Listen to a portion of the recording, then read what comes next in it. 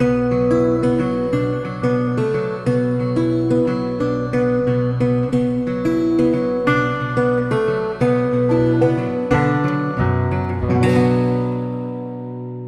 it's Dr. Gretchen. Welcome to the Mental Path Podcast, where we talk about practical mental health habits to help you think and feel better.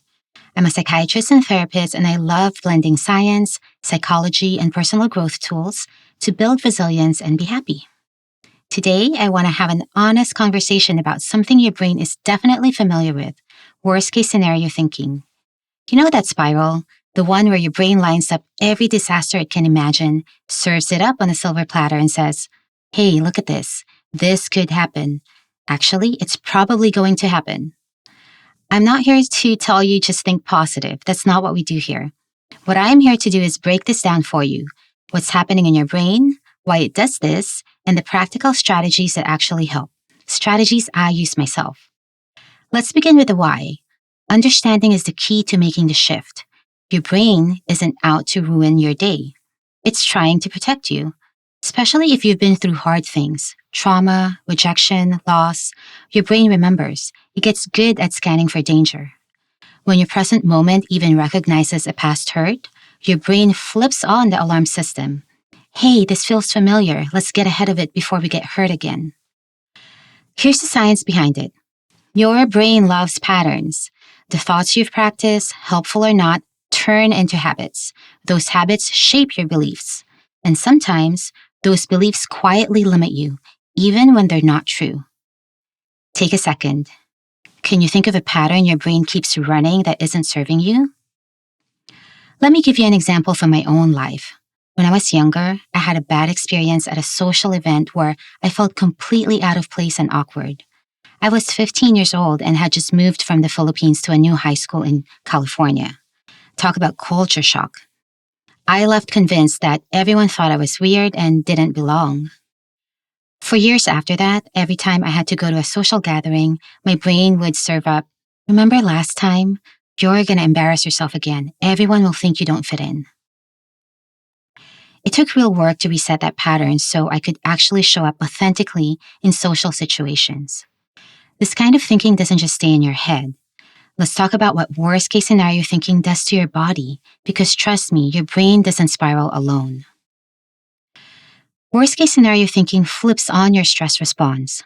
Cortisol rises, adrenaline spikes, your body gets ready to do something. Maybe your heart races, your appetite disappears, or you're in a pantry grabbing snacks you didn't even want. I remember doing med school applications, waking up at 2 a.m., convinced I was going to get rejection letters.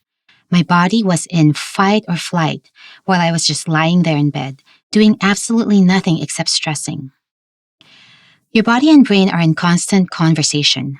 When worst case thinking takes over, both get thrown out of balance. And research backs this up. We overestimate bad outcomes.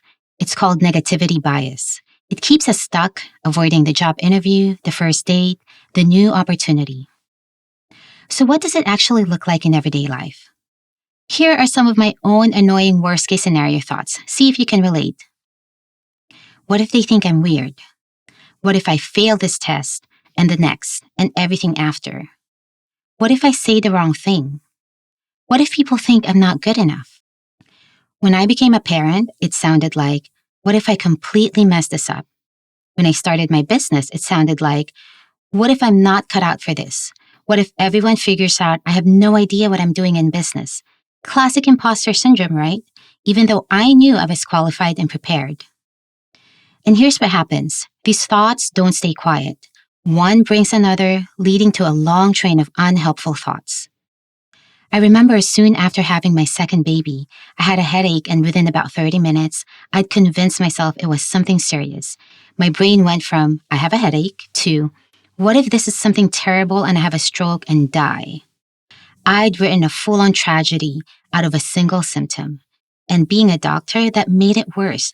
I know all the possible conditions, so my brain had plenty of material to work with. If I'd let my worst case thinking run the show, I would not have gone to med school. I wouldn't have gotten married. I wouldn't have had kids. I wouldn't have started this podcast. Life's too precious to spend it stuck in fear's grip. And honestly, in uncertain times, when there's a real instability in the world, it's completely normal for our brains to be more vigilant. These thoughts don't make you weak or broken, they make you human. Everyone has them. The difference isn't between people who worry and people who don't. It's between people who get trapped in the spiral and people who can work with their worry in a healthier way. And here's the good news. You can learn to work with this. So now let's shift gears and talk about what actually helps. Here's the toolkit I turn to when my brain starts spiraling. I'm going to walk you through each strategy so you know exactly how to use them. First, catch it and reframe it. When you notice a worst case thought pop up, pause. This is where you become the detective of your own mind. Ask yourself, is this fear reasonable? Then, what's the actual evidence? And finally, ask, if this is reasonable, what's my next step? Let me give you a real example. When my kids started school, I thought, what if something happens? So I checked the facts. The school is safe, they have protocols. I've done my part by teaching them safety rules. After doing what I can practice letting go of what I cannot control. Next strategy, balance it out. After you name the worst case scenario, you're going to ask yourself 2 more questions. What's the best case scenario? And what's in between? Our brains love to focus on disasters, but most of life happens in that messy middle space. This isn't about forced optimism. It's about getting a realistic picture of all possible outcomes, not just the catastrophic ones. Here's one I use constantly, my quick thought check-in. When a worst-case thought pops up, I run it through this filter. Is this thought true, helpful, important, necessary right now, or kind to myself or others? That check-in forces a pause. It slows down the spiral just enough so I can reset. Sometimes you need a mindfulness moment. When I'm really stuck in the spiral, I need another voice in my head, whether that's a guided meditation, a breath exercise, or even just silence so I can hear myself think clearly. Think of your thoughts like clouds passing through the sky.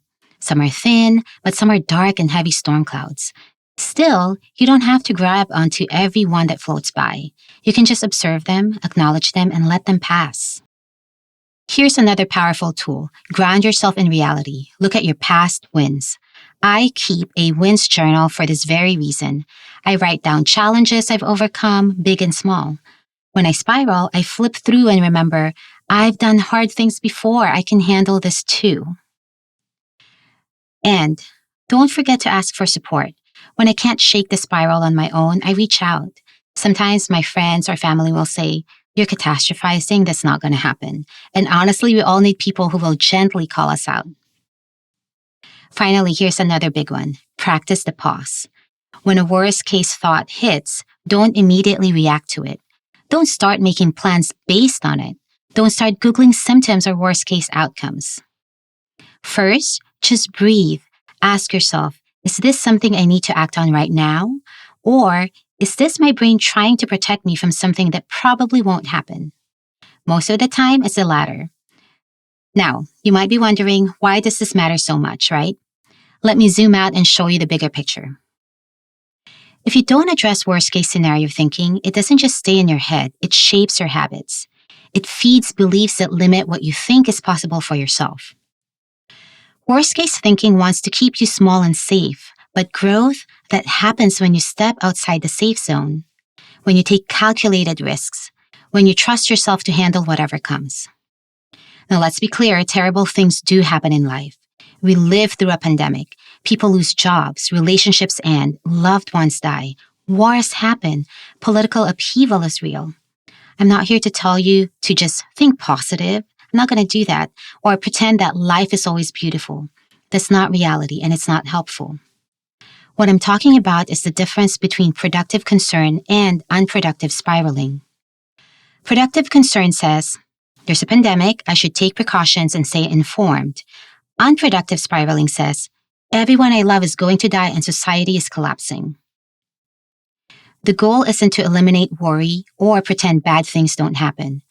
The goal is to respond to real concerns with appropriate action while not letting imaginary disasters run your life.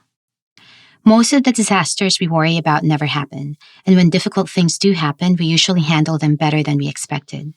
Though that doesn't mean it's easy or that we should minimize the pain. But worst case thinking doesn't prepare you for real challenges, it just exhausts you before they even arrive. Now, I'm not saying just ignore them. It's good to think about what's realistic and prepare as appropriate as possible. And think about all the other possible outcomes as well, including the positive ones. So here's what I want you to try today. Catch one worst case thought. Walk it through the steps we talked about, ask the questions, consider the other possibilities, balance it out. And notice what shifts, not just in your mind, but in your body. You might feel the tension ease even a little. Okay, if this episode helped you, share it with someone who tends to spiral. I promise they'll thank you. Remember, we don't have to let worst case scenarios steal our peace. We can catch them, challenge them, and move forward with clarity and courage. Your brain's trying to help you. You just have to remind it who's in charge. Thanks for spending this time with me. I know your time is so precious. Go catch that thought and show it that you're in control. I'll see you next week.